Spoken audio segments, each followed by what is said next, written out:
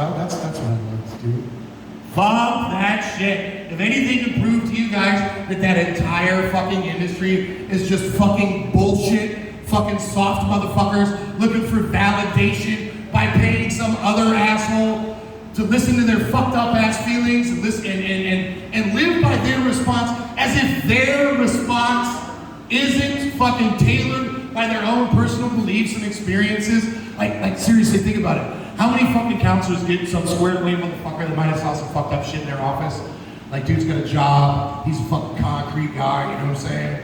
Drives a truck, he's got his own house, is restored it himself, and then 6 months later, that motherfucker is binary, non-binary, you know what I'm saying? Oh, I'm trans. What happened? Well, I started talking to this really great counselor, he's only $300 an hour, and he's convinced me to get $72,000 in surgeries.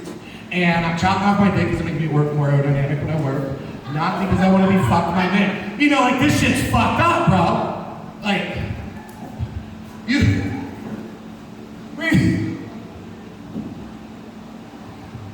if you have a master plumber and a master plumber have a kid, which I know sounds like a man-on-man relationship, but for hypothetical sake, we can think about a woman being a plumber. They work with plenty of pipe. Every dude at that fucking table knows what I'm talking about right there. You know what I'm saying? They're probably going to produce an engineer, a mathematician, or a plumber, or a steam fitter. You have a carpenter, has a son. His son's probably going to be a fucking carpenter, a fucking roofer, or a goddamn engineer. If you have two mental health professionals, your child is supposed to be the most squared away motherfucker in the goddamn class. Not taking pot shots at the fucking president because he's got a Habsburg jaw that goes, yes, Lindsay, what's happening today, Lindsay? How is the market? That fucking inbred fucking shit. Like, I do not understand how it happens. Now, a lot of people around here, a lot of you guys think, some of you believe that I'm an angry person. No, not at all.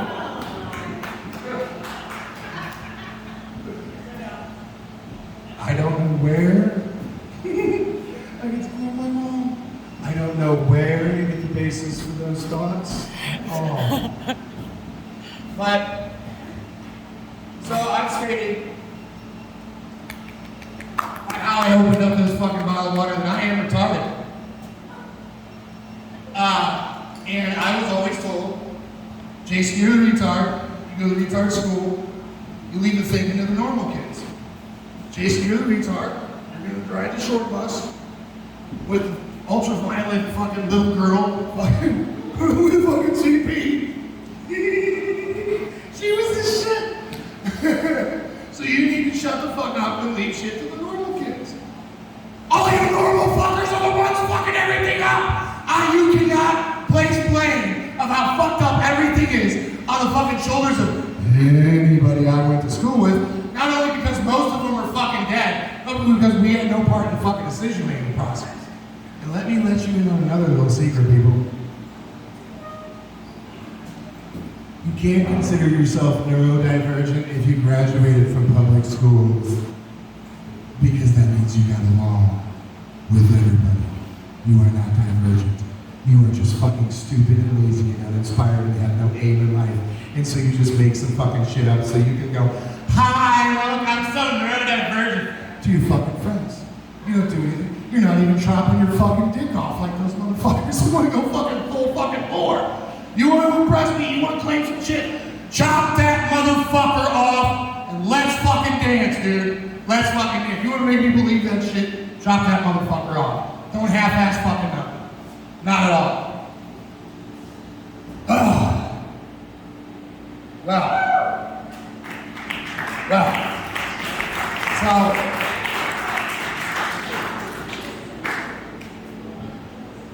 I don't know how much more I got left on these papers, folks.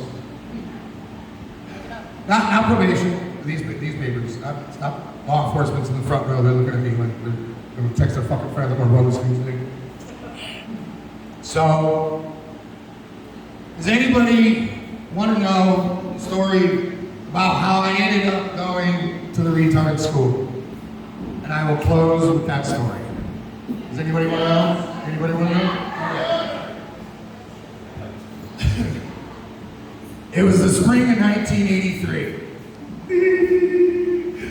I was in kindergarten. I was in Mrs. Jacobs' class. What nobody told Mrs. Jacobs was that I got kicked out of the Catholic school for kids up in Pontiac. I got kicked out of the Lutheran school for kids in Pontiac. And now I'm in public school because Christ didn't control me. I just don't know. So I'm in this I'm in Mrs. Jacobs' class, and from what I understand about people that knew Mrs. Jacobs, the woman was a fucking saint. Which makes what I have to say that much more harder. So it was apparently she was handing out milk and cookies. I wanted more milk and cookies because Norwegian Viking heritage, I just want more fucking milk ticket. And she said no, and apparently I slapped Mrs. Jacobs.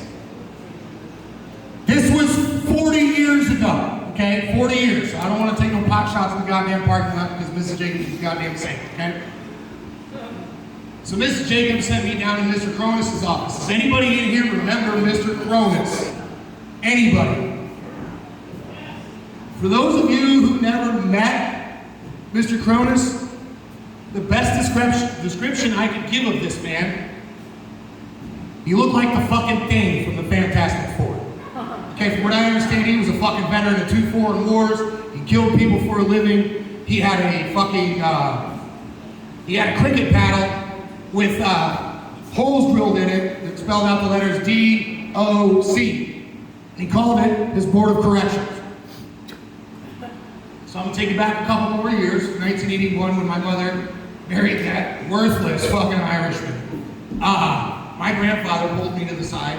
You know, the one that had to kill more Japanese to make up for not killing any Germans. Anyways, he pulled me off the side. He said, I don't want to hear any stories about you getting whooped by that Irish sissy. You hear? So you don't let nobody but your mama whoop you. I took that shit to heart.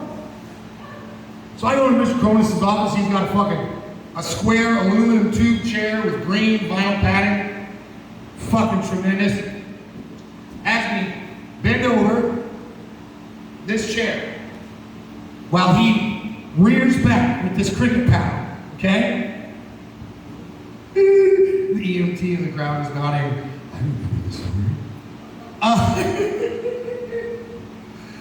And I mule kick him in the knee, and it folds his knee. Not because I was this crazy strong person. I wasn't like this when I was a kid. They fucking fed me Ritalin from the first time they realized that I could out-talk them when I was 6 months old. And fucking, so I was smaller and shorter than fucking everybody. You can attest to that, Ms. Albertson. You can attest to that. Anyways, so I just got him in the right spot, and this veteran of 2 foreign wars let out a fucking sound like a goddamn injured rabbit.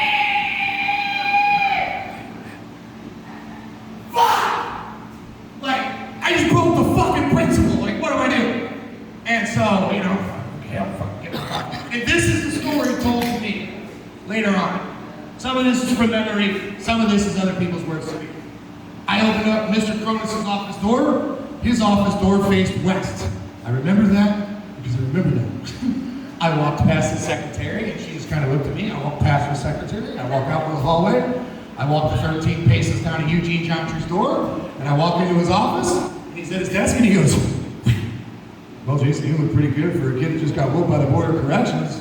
You want me to call your mom? Where's Mr. Cronus?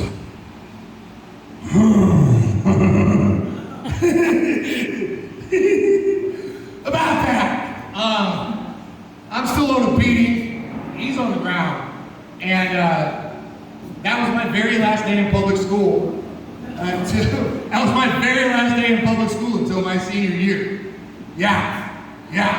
So if any of you were wondering, what is wrong with that fucking Jason guy? Other than the obvious, a lot! It starts at a young age. I don't know how to close this out. I don't know how long I've been up here. How long have we been up here, baby? 45 minutes. Encore. Keep it going. Keep it going. Encore. I'm out.